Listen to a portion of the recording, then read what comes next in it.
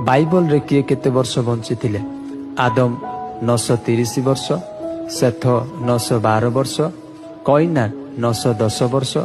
जेरेद 962 वर्ष, हनक 365 वर्ष, मथुसेल 969 वर्ष, लेमक 777 वर्ष, नह 950 वर्ष, सारा 127 वर्ष,